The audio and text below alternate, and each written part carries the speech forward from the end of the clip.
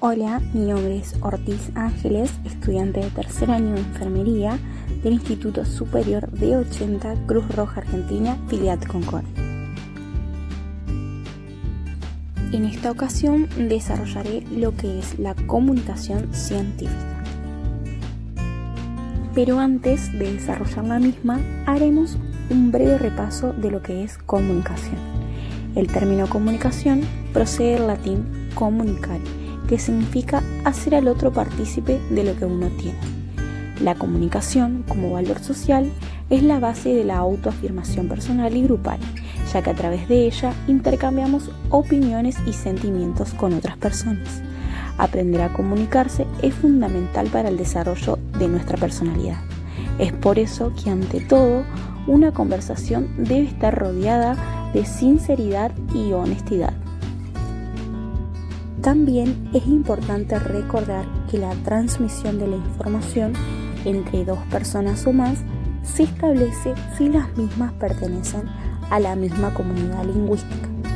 Como por ejemplo, en Estados Unidos se puede comunicar por el lenguaje inglés, pero si una persona viaja y solamente habla español, no podrá comunicarse, porque no comparten las mismas características lingüísticas.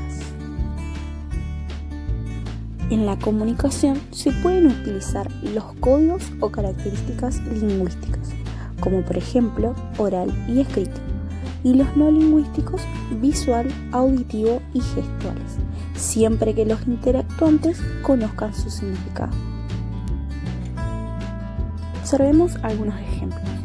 Lingüísticos: oral, cuando conversamos; escrito, cuando escribimos un libro.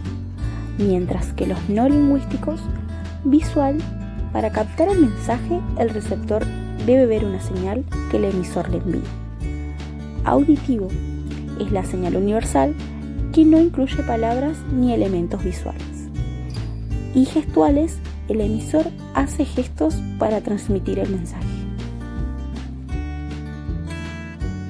Ahora sí, una vez recordada lo que es la comunicación, pasaré a desarrollar lo que es la comunicación científica. Según Borgman, la comunicación científica es el estudio de cómo los investigadores de cualquier campo utilizan y difunden información a través de canales formales e informales. Canales formales: comunicación de carácter público y duradero, que se queda disponible por largos periodos de tiempo para un público amplio, como por ejemplo revistas científicas, libros e informes.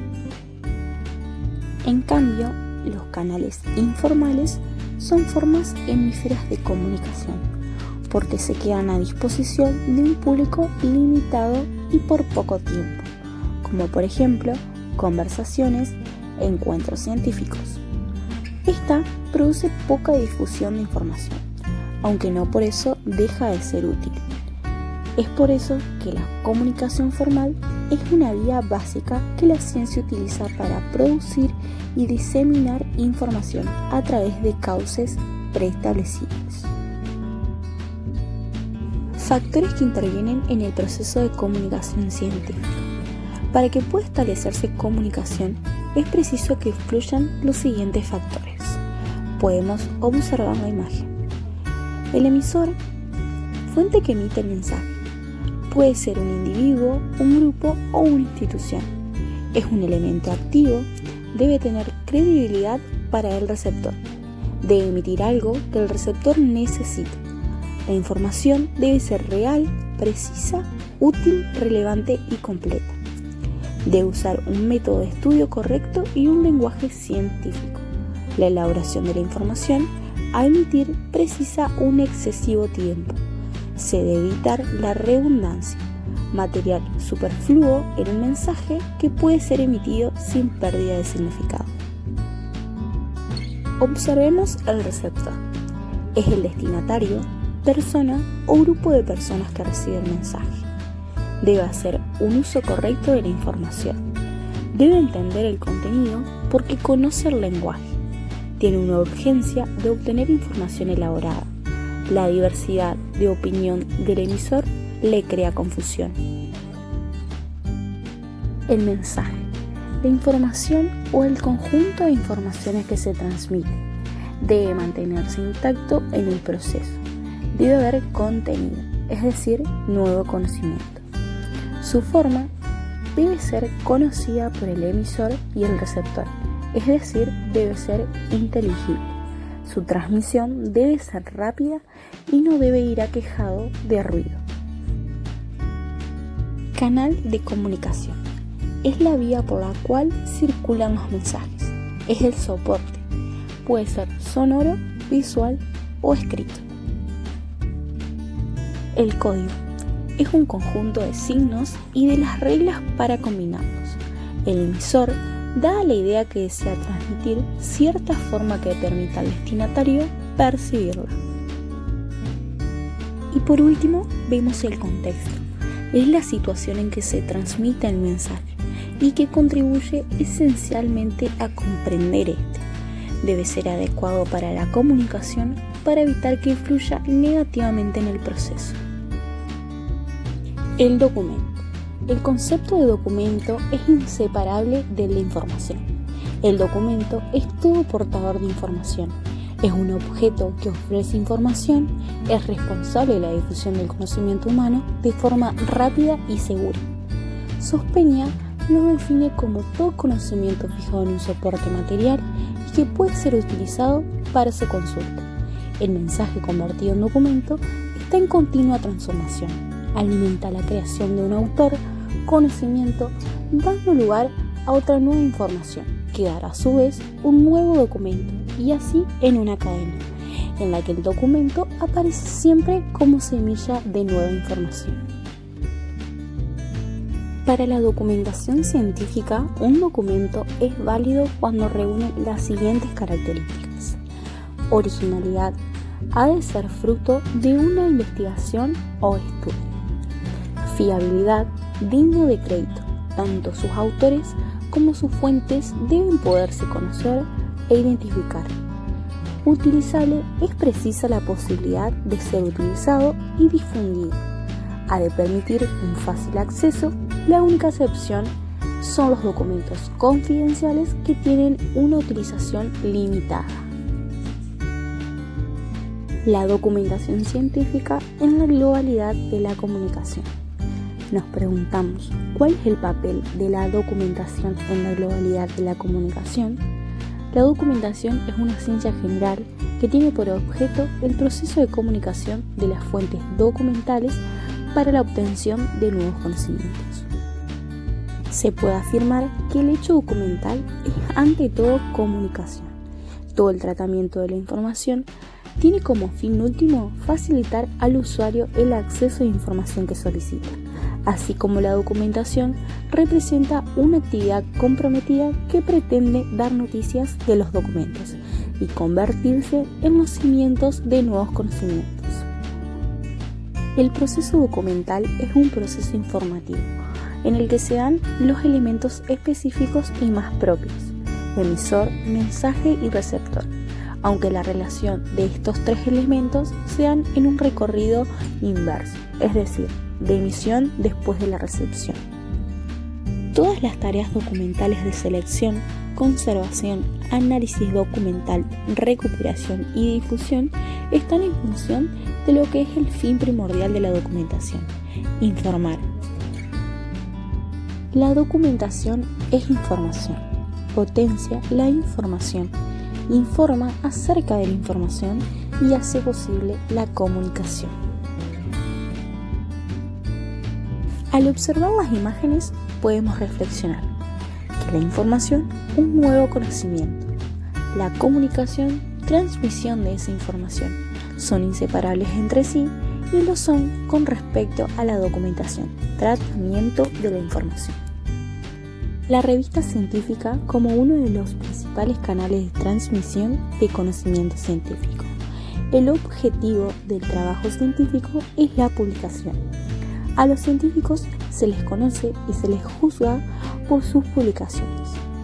Un experimento científico, por más espectacular que sea su resultado, no termina hasta que sus resultados son publicados. La filosofía de la ciencia considera que las investigaciones originales tienen que publicarse.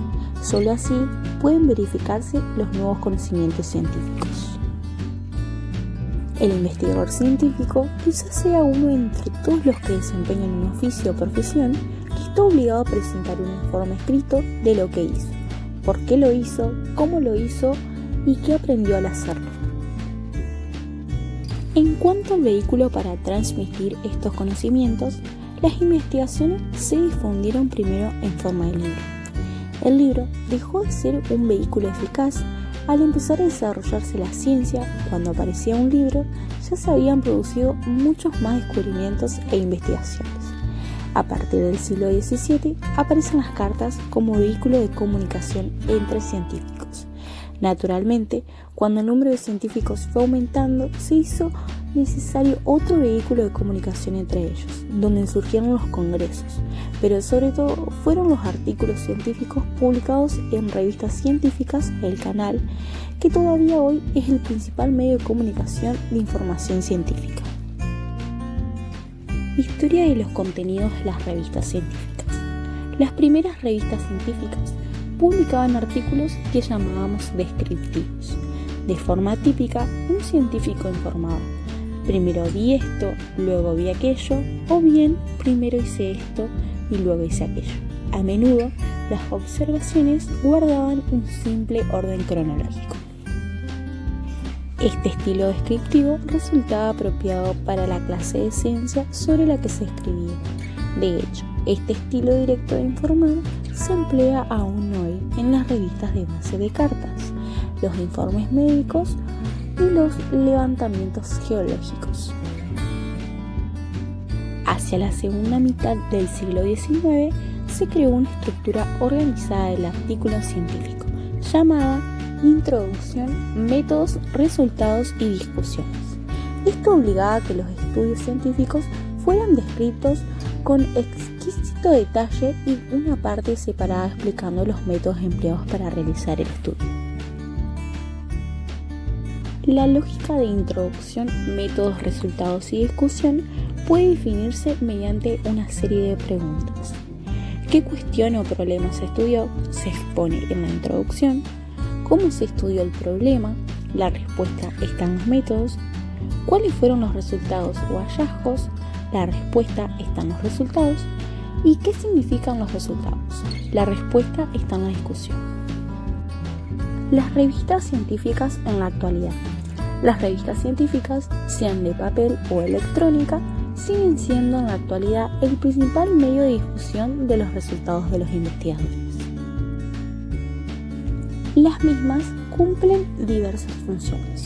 En primer lugar, de validación, de autentificación de la propiedad de los descubrimientos, que otorga el hecho de que una investigación aparezca en una revista, de prestigio a través de la criba que supone la evaluación llevada a cabo por miembros del consejo de redacción, que garantizan la calidad intelectual del trabajo publicado. En segundo lugar, de archivo o pervivencia, como medio de preservación del patrimonio de la ciencia, también como elemento acumulativo que permite un crecimiento sobre los sucesos progresivos que se van alcanzando y que pasan a devenir de la propia base de la ciencia. Y por último, desarrollan una función de mercadotecnia, promocionando profesionalmente al investigador al hacer público su trabajo. El desarrollo de las publicaciones científicas electrónicas. La incorporación excesiva de Internet a partir de los años 90 en los centros de investigación y universidades tuvo un impacto considerable en el ámbito de la comunicación científica. En este sentido, la publicación electrónica aparece como herramienta de intercambio de información científica, haciéndose posible el contacto de investigadores dispersos sobre toda la Tierra.